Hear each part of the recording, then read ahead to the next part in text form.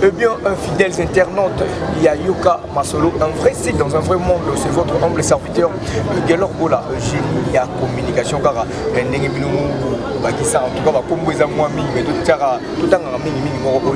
nous avons vraiment des Sengeli. On a un plaisir, Makasi, vous allez on a allé dans mon côté, dans le plateau, en mode balabala. Soit de ce mode balabala, parce qu'aujourd'hui, on a une histoire, tout comme Masolo, l'Italie, la quartier. Il faut faire province à Kinshasa, la République démocratique du Congo, et puis dans le monde entier, il y a un quartier où en tout cas, Lobela Kayango tellement trop bas au continent, toujours Lobela Yango, Nango, les autres qui font un peu dans le Kosovo. Sous moi, ma casse à Nengue Toubaka, Nabo Italie, l'issue à quartier, on est à quartier Matongé, où les Swami, na commune, il y a Kassavou, na district, il y a Funa. La ville province, il y a Kinshasa, au début, vous avez le quartier le plus mouvementé de tous les quartiers d'un niveau. Il y a République démocratique du Congo, même d'un niveau, il y a Afrique centrale, les cas, il y a quartier Matongé, où vous avez na fonction à Simaka niveau, il y a quartier P, il y a Moumi, il y a Kalam, tout ça déjà Awa. Bonsoir, monsieur Mitel Isabi. Bonsoir, monsieur journaliste. Ok, l'autre lieu on a plateau, on a biché à Yoka Masolo parce que le Belagi Mingi, le Belagi Mission Mingi, il y a quartier Matongé, Nengue et Bandaka, et Nengue Zéro Kende, et puis le la réalité, Beleki qui est la quartier, il y a quartier à Montouambaki au Awa. Il y a Batou Barolanda, on a besoin de venir à Solo et à Solo. Il y a des solo à quartier Matongé. Il y a mis le quartier Matongé, ma quartier Matongé, moi historique, il y a tout ça la bien à Barolanda, Mission. Merci, monsieur journaliste. Je pense que Nandenge Kutabiso, comme on a probé à quartier Matongé, Nariko Bandamwa Mouké, Moni Namouki, Totanga ba classe, Totanga ba histoire. Ma histoire mi Totanga, Teba Mavambo Kamsus. Mais nous, les peuples congolais, ma culture, ma histoire, ma Totanga, surtout Maram Ouming Yambo Kanabisu. Nakatambo Kanabisu, tant qu'il y a un certain président, le bagui, te faut tourner ma histoire, Bissou, ma histoire, comment faire ma histoire, Naïmoko. Au monde du quartier, au quartier Matongé, les quartiers sont très mouvementés, attraction Makasi pour Nanine. Parce que avant ma quartier Matongé, et Bandaka n'a pas coloniale. C'est-à-dire les quartiers sont OK et ça m'a un décret loi l'époque coloniale. Je pense que ceux qui n'avaient pas manqué, c'était en 1949. En prévision, il y a roi, il fallait Aya, Kouta la Moussala Oyo, ton papa dans une colonie belge, dans un akatiambour dans Bisso Awa. Pendant ce qu'on va préparer arriver à roi, il fallait ça va quartier. L'un des quartiers de Matouris dans la 1940, il y a un décret royal. En 1949. On va un quartier Moko Rankin. Je suis allé maintenant il y a quartier Rankin. Et dans le quartier Rankin, il y a un décret loi. Ok, ministre au gouvernement belge, comme il a dit, monsieur Rankin. Parce que lui, comme il était le promoteur, il y a projet, il y a un quartier, quartier de maison, il y a quand Rankin. Quand la prévision va arriver, il y a un roi pour la Moussala, déjà né dans la colonie, mais ça ne va pas, la place des évoluer quoi. Bateau, Batanga, passé Mirana Tata, Tata Raphaël, il était là parce qu'il fallait qu'il y ait moyen. Tant qu'il y a un quartier, quand on a là qui savent que non, dans le quartier Matongé, dans 49 décret loi. Mais Babani Kotonga Matongé en 1950. C'est-à-dire, tant que Babani Kotonga Matongé fait ça, quartier Zalama, bien asphalté, courant, maille et tout, parce que Bakalaka. Moi, je suis bien Bakalaka, observé à fonctionnaire. C'est Bakalaka, mais Mingi, quartier comme Tata Raphaël, tout le monde quoi, si maintenant quartier Matongé, Tata Raphaël, de la culture, voilà. Quand on a maintenant vous face à répondre, enseignant, comme enseignant, bazali mingwana, pour ça quartier pas besoin quartier. Quartier on attend ça là, il a construit en 1950 et il y a aussi un suko ok et banda qui na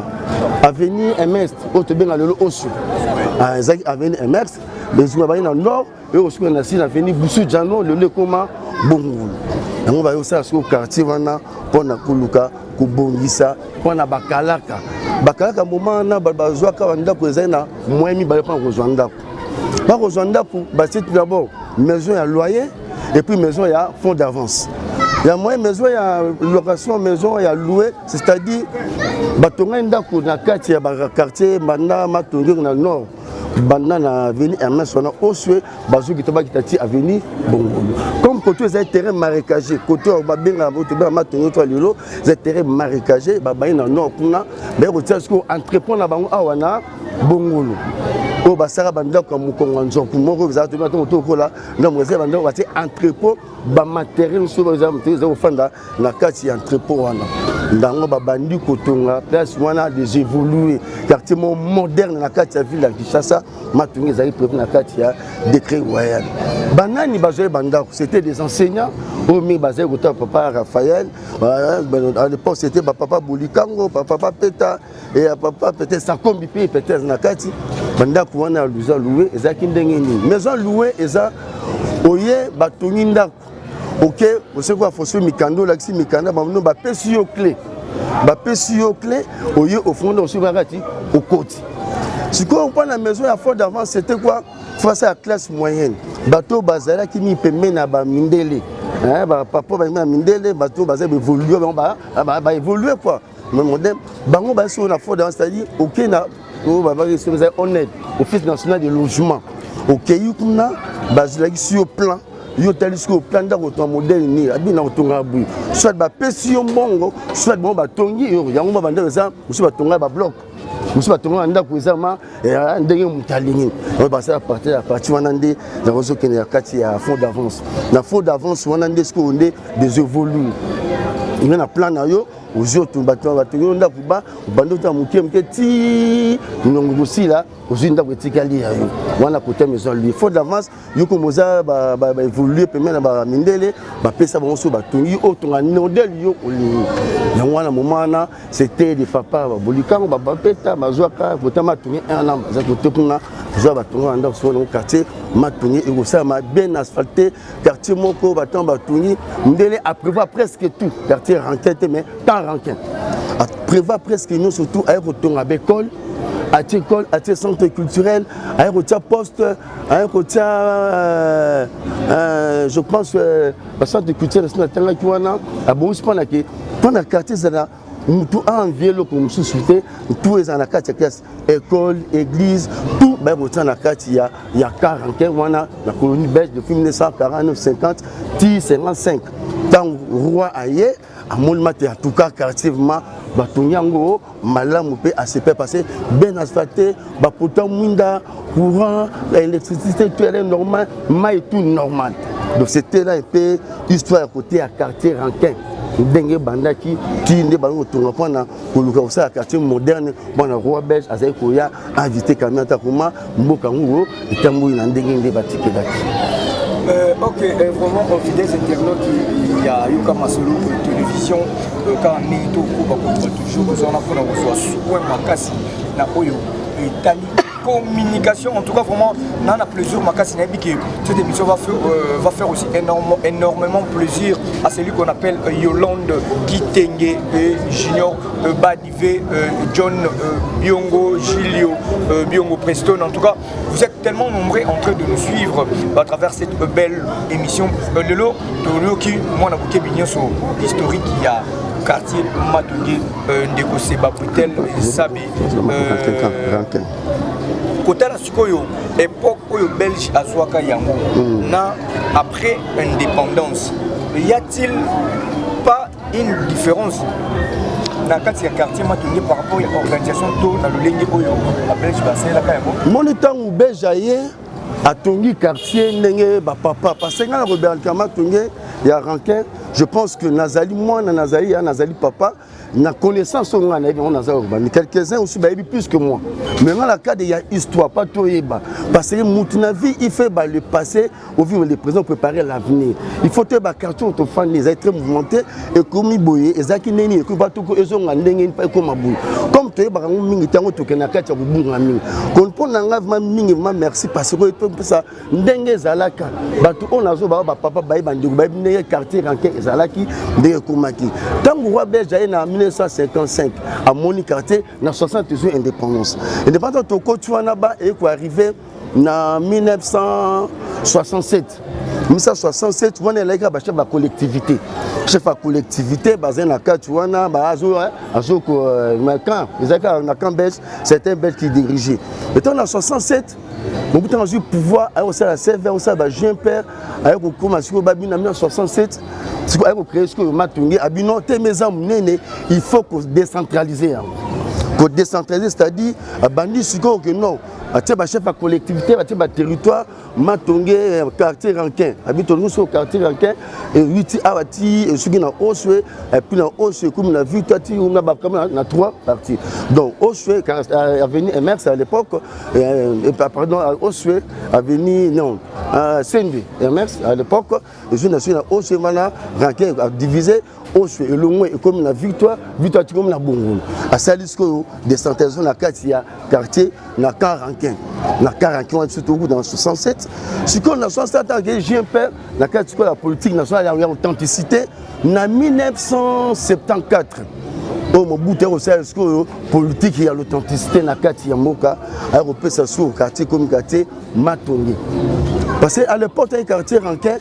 a wana quartier na Caranquin na ba Matongi 3 elle quartier maman de relier zaka qui to kominga l'époque ça a succès bon ça tout mais ça a succès zama mlitonge na mali soa ma mille sobi tant que tu m'as tout ba ça là-bas ah tant au bout na 74 aye ko changer ce que comme quartier comme ma quartier Matongi recours à l'authenticité. Quand il recours à ça, nous devons rejeter toutes les zones européennes pour accéder au pouvoir de nos ancêtres. Avec Jean-Pierre, Papi, Antoine, André, et puis comme celui là, Saint, et très Migara, Combo, et très l'église. Nous allons sur Saint-Pierre, nous sommes comme Mboka, donc allons comme na Saint-Dieu. Côté kuna ya na simeda kwa savane côté otobeka joie au monde ya kwa mazamba mais matu banema ranketi bako makuto alors longola non moi to tumna zambe réalité to bakisa pe côté savane nana matungi ba côté ya pont on ba tirer pont Gabi au mino balo ko pont c'est pas pont Gabi c'est mais c'est Gabi à ça la pont ne matina de la funa Gabi c'est un belge. C'est tout, c'est pont Gabi. C'est pont Gabi, c'est pas Gabi. Le moins de reste, c'est-à-dire l'histoire, il faut tout apprendre. Parce que maintenant, pont Gabi, c'est pas pont Gabi, c'est pont Gabi. Pont Gabi, voilà. C'est pont Gabi. Et quand tu as un maï ou un soukawana, tu as un zoloba, et baliso matonye et bandiwana, na savane, tu es au souka, na veni Oshu. Oshu, est-ce que bani matonye des outils à venir victoire. Victoire jusqu'au bâti à venir Bongolo, vous avez Boussou Djano. Avec Boussou Djano, et comme à l'époque, comme Boussou Djano, comme Bongolo. Qui est M. Bongolo? M. Bongolo, c'est un monsieur administrateur. C'est lui qui était directeur. Tant à Poufi, Babino, tu peux savoir comment Babana, Bongolo, pas Boussou Djano, donc pas na, tu peux savoir, on reconnaît quand même, comme Mdelouana, c'est une carte d'administration. Bon, on va diviser Matongue 1, Matongue 2, Matongue 3. La partie en 1974, on a ça recours à l'authenticité. To boya mama mindele to la tableau sur ma papi nous leur mogesonga comme maison à neba bakati zaki beba comme là mamia ya matungi ya place matungi kuma parti ya mbumana la kitoko mina kati ya quartier o baze ko la papa na biso banga papa na biso aye qui cherche en 1950 deux ba tombe ko sur le mission moi pour ça tuna qui avant kinde on mouke na tuna ko ba moi connaissance pe ba miko ba ko sur plus mieux que le grand bazali mais là on va passer à histoire parce que j'ai ces et ba quand même et quand que 8 mois dans ce sens là que moi je parle Togo qui ne retourne à bandeko azwa milem sous na veni bongolo wana ou ba benga ba betaka to le trop ba bina so bana matonge ba betaka moto le trop qui bana matonge mais historique il y a quartier bavandi en tout cas et l'autre côté est-ce que tu continues et l'on a un déco c'est pas tel quartier Matongé so ko ki mo ko relater biso siga awa tozali et puis pour le Matongé zali divisé na 3 quartiers et 3 ça na 3 parties Matongé 1 Matongé 2 et puis Matongé 3 so donc il y a tous les 3 Matongé ko so biso moi le sous mbonga mais tout le beno Matongé o tozali so ko ça biso tozali na Matongé combien et puis en tant que vraiment na yama tongi nengo lobi yo moko so to confirmer en cas à partir ya émission na ba réponse na ngozo pesa biso balangi bazola na deba ko en tout cas moi na yama tongi ya solo yo na po belé lo ko manga moi na matongi ko ngana mandaka na matongi éviter so ezaka ba pété so ezaka salaire en tout cas so ko moi ko le bela biso mon que la quartier vous allez déjà constitué na combien des avenirs et puis si il y a aussi peut-être dans la moko principal le bat balika peut-être ba ya rappel na katsa ko ebate. Merci monsieur le journaliste parce que ndé naza koloba awa au moni a tourné à Matongé 3 précisément l'avenue Lopori. Avenue Lopori toi na Matongé 3 Matongé 3 né la robaki e bani na Bongolo. Bani Bongolo et ko sur avenue Victoire. Nanga mo na kata Victoire à la Matongé 3 ndé tozo ba na ngwa oyo. Ko baba vrai ba na Matongé c'est-à-dire quelque part na moi na kati ya groupe moko pe na saki moi publication moko wana tant ba saki groupe mi ba vrai ba na Matongé pour na nga le mot ba vrai ba na Matongé ce que j'étais là peut-être on va vraiment tout à ba na Matongé parce que il y a des gens qui sont ici baya ba uta ba bota mati baya ba sali comme na Matongé le Matongé et bani je donne par exemple au toyebi moko c'est papa mba tu moi de papa mba za moi Matongé maya ko ya mais yango ko nga ba vrai taka ba na Matongé là c'est parce que c'était ba vrai ba na Matongé qui ne o azama na Matongé o pa ya kuna ma afin ma kuna na Matongé c'est-à-dire quelque part on travaille comme ça mais c'est bon bien sûr mais ba vrai ba na Matongé siko na na vrai na za famille tout bazaba na Matongé siko ko bana histoire ndi faut to apprendre yonde muke na zo ba on za kuloba peut que apprendre pas ba ke Matongé afandi ngo za ndenge nini c'est comme ça on joue to ba ko Matongé c'est-à-dire mutasa le renommé à Kombo parce que Matongé a uta na katakokombe. Il n'est pas le voici bien originalité c'est-à-dire mais de nos de vraies langues on peut trouver banama Matongé Matongé ndenge toza à la Matongé 3 je pense le chef à quartier c'est Marcel et ben il a venu Bongolo ti Victoire et ça na 18 na 18 wana et ça même ba direction na quartier on a na quartier wana so ba na Bongolo ozo venu Bongolo au côté Boussoumelo Irebu Doruma Djabi Jolou au côté place Dili oye Dikba Boukei Boubou Bozene Boyera ozongi avenue Bonga au côté avenue et yala surtout un publiera ni comme la quartier ya Mikoloba nous ba publier ba bio et ya les anama tongé oh et ya les ana quartier Matongé c'est ça et les ana quartier ya Matongé yango na bosse mbeto na pesa ki makambu ya na 40 et alors non moi Matongé personnalité des artistes les impacts d'attraction centre commercial ranké ya laki les petits quartiers nous na quartier Matongé trop comprenez yango et les ana 4 parcelles ils ont la finale au badoire la finale Simon Belvedere tu marada bata sima station on a tiré la carte boulanger de la Victoire Zadis parce que c'est revenu là au côté qui est Malopor à 4 parcelles seulement venir là on a mon vis-à-vis avenue Badjo. Vous comprenez, mais tant que c'est ça et puis na kati ya Matongé tozap na kati ba direction on ba direction so bazo fana dans faut ba Matongé on zandengini direction tozo ba akula nezi boye sakala muti et bima na sen banda niveau bongo on se akula mais so Matongé na tina Victoire so na kati wana nzamwe na kati wana ikota Victoire ti so na Dikba moi te be yango wana ezani wana je pense à Elipa. Non, c'est Elipa. Ce que côté du papa, côté vraiment c'est né mon cœur, au sur la Jokwana, na katika tu mon c'est mon cœur dit Joseph, Zena vient Boyangi. Au sur on a Boyangi on a côté ti bimi bongo Bajoko et comme ti bongo wana dingila. Moi c'est-à-dire des directions là dingila. Na kata dingila ce côté Djabir. Moi moi zavani Jobé, musuna o mkeni moi aveni numéro Doko. C'est ça puis Matongé. Même de nom comme je suis de Matongé, j'ai sonné puis Matongé 2. Sinon que na Matongé 2, on peut bandi peu kuna soja venir Victoire au 4 ici, aujourd'hui Bolia, Boleko, Bokote, avenue ça de traverser, aujourd'hui Dibaya, Popo Kabaka, un peu pour Kabaka, Rosoa Inza Lokolama, Kandaka, aussi. C'est-à-dire, voilà, Matongé, exactement ma direction. so ma dio so o showana avenue ma bote kinde avenue MS auto ba avenue Saint-Louis c'est Gombari hein c'est avenue Gombari on a avenue Akula le reste monsieur za na kadio kawana c'est côté foyer moi déjà teza ba avenue na za pe na Kombo monsieur za côté ya Victoire côté ba beaucoup makuna bola beaucoup ma côté et ça pe na ba direction mais les noms m'a échappé na to ba péter ko na ba c'est-à-dire c'est ça Matungé 2 de bani de Victoire tu Oshu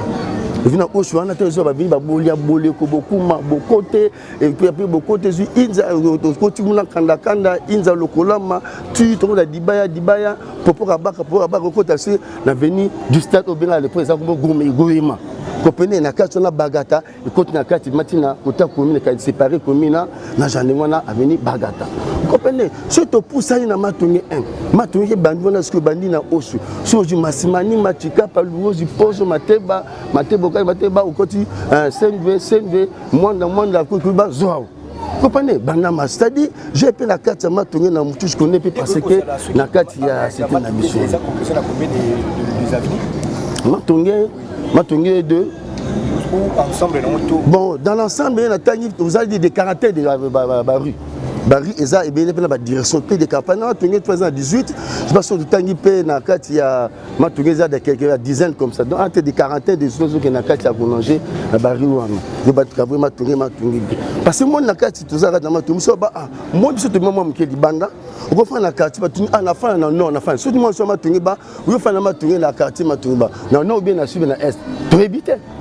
fallait comprendre justement quand les bandits nord nango les ana pour na côté ya on a bu côté poka bi on a nzila na mai on a sinon sud yango qui na bongo so to na ouest avenue Kasavu mais ka suna est suna na ouest na est ju 20 mai ju kauka de tous na 4 mois so fa côté na est faut ba yeba ça dit muti faut que so fa eba na fa na Matungé na balaba ni na côté ni c'est un peu ça vous ne pas l'histoire n'y a pas moi histoire de Matungé ba pe ba histoire na parce que quand Matungé et ban mon naté na quartier mo ogeno na ba dibanda mon de ba yebi loke na busali na Japon ali na fou santé quartier Karanke il faut tout comment tout ça quand tu vas les passer des pas tout à l'année tout ça on lobby et comme bien malam OK vraiment ça linga mo peu plaisir makasi parce que il y a des choses où on a peine à découvrir yango parce que on a eu quand même le temps il y a sillonner presque tous les coins il y a quartier Matungé ils ont dans la commune il y a quand même quartier le plus mouvementé de la ville province de Kinshasa fidèles internautes il y a eu comme solo binoba na Matungé oyo ba beta mo batolo na ba oyo beta tolo te me kozaka bana Matungé ndeti junior et vous a tellement ébélé Miko Moussi mon président Kaloni Diamoto moko bien makasi bino tout bana Matungé est-ce que historique ya Matungé vous allez na pe na mitu na yebité en tout cas ça plusieurs makasi na bien surtout au ça pour la biso à ce net moment parce que vous devez nous comprendre nous sommes en plein rigani na baki en mode balabala pour na koyeba ndenge ni quartier yango et ça la capé yango to ponaki avenue moko pour passer émission na biso kati na esika oyo to baki to solo la série yango ndeko Boutel par rapport à l'histoire de beta quartier Matungé vous organisez comment na kati ya tous les 3 quarts ndenge ça divisé par 3 pour s'organiser est-ce que relation et ça la camala mon pote meke mo to na kizato kuta na yo il y a d'autres personnes qui disent que non qui nous ont dit que Matungé papa mane mutape ça yango gaz nous so Matungé papa ma pesa mo gaz te finalement mais ba ça kaka esika moko et puis Matungé ya kala wana ya indépendance na Matungé ya lelo okeseni ezali nini en tant que Mbiaka ya quartier. Merci papa journaliste c'est-à-dire question posée en ce Matungé papa mamutabimisa yango to bina na Matungé mais bané na rankin bané basa pas rankin pas papa mbaya c'est-à-dire on a zo ba histoire photo ba histoire à l'époque on est papa on ba là on a papa peut ba bolikango parce que besoin na 4 basaka les enfants terribles les amis na quartier matin les enfants c'est-à-dire basaka Thérèse ya Barmoza très mouvementé moi c'était les enfants terribles côté Mateba viste tomber Mateba comme ça na viste tomber Mateba côté Ozen na café Rio Matungé 3 c'était un quartier très mouvementé parce que Batunga on a 4 centres sur le centre commercial voilà café ils ont na ciment quand même na ciment vis-à-vis c'est ma vis-à-vis les enfants terribles papa na bazaï vraiment bakalaka ko ba tout le monde ba kombo ba sako ba professeur ba enseignant on ba semaine maintenant moment on dit succès na appartement te dire ba toi ba papa kala ton quartier na 40 bon on a les enfants côté au café Rio tu fait maman depuis ba faire obimission ya côté ma tout matonye on a maman l'option to saber le côté on va se dire café Rio depuis ba obima on a maman obimisa pe na kati ya matongera un kuna ni moi là au Loriot c'est kuna papa mazo kutana na pe mingi au Loriot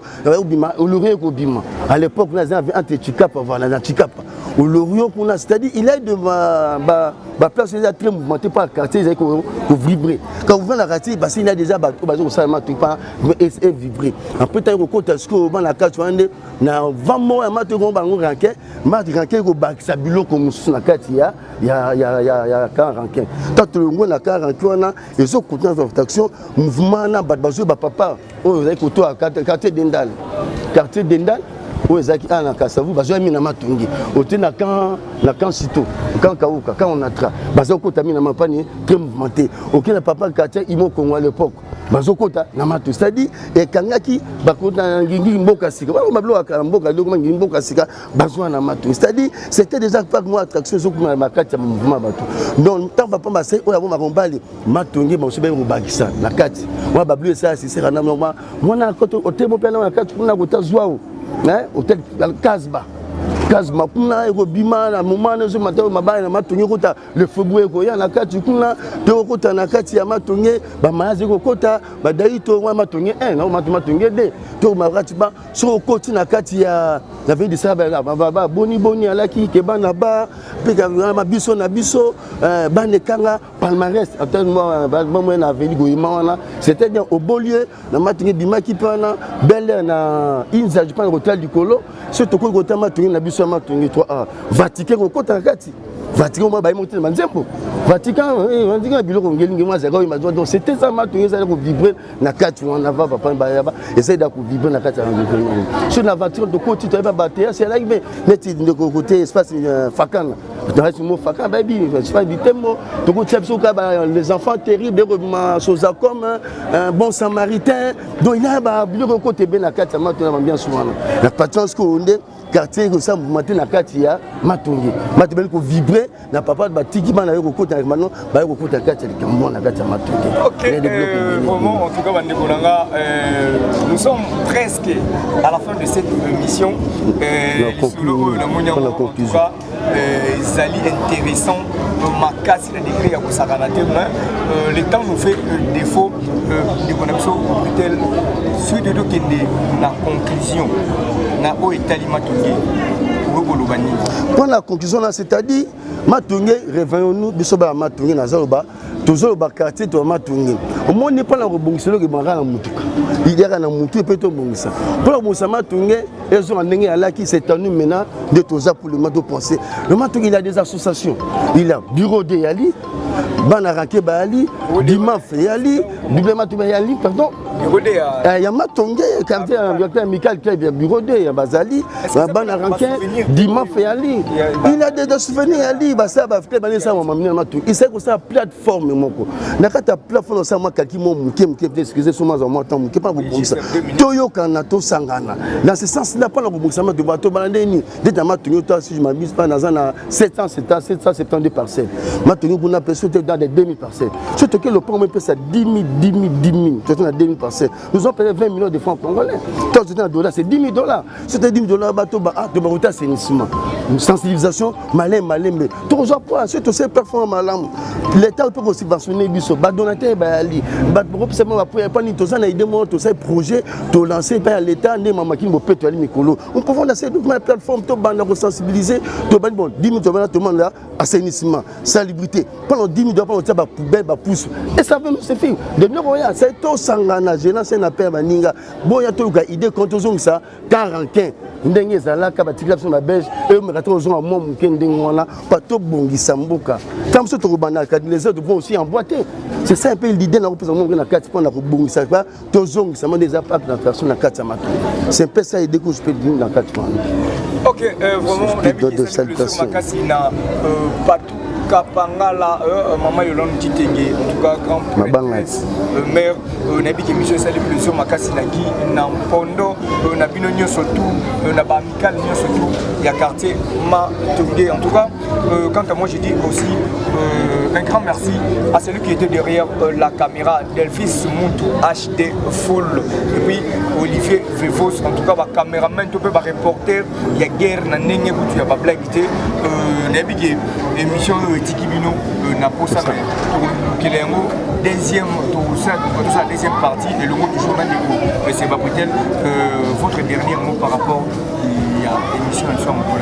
ma parole à soirée à Matoboya to sangana to zongisa matonge car en kendenge zalaka mais na pesi idée to ka plateforme ya soto sangana ndenge pour le sous en tout cas biga mama moté alaka na pesi moté na famille na ngano pa na poto fayi mus papa Junes Muti papa Musigi Agostino Rigogo et puis famille Ina Kofia Ina Jojo Ina Solanda Ina Bitoke mon ami intime mon frère à moi Nono Lelo Koko Lelo Bobo Lelo et puis na côté Richaki Tenge toute ma famille na poto en tout cas Mbotebe na bino na bosete ike matembele ale matembele oyanga ba famille yango na pesa mota en tout cas kolo apa mula bino kimezala to 500 to bino pe libanda bo pesa makanisi bosene le moko suka pour l'émission vous trouvez ça comment? Bon franchement en tout cas pour l'émission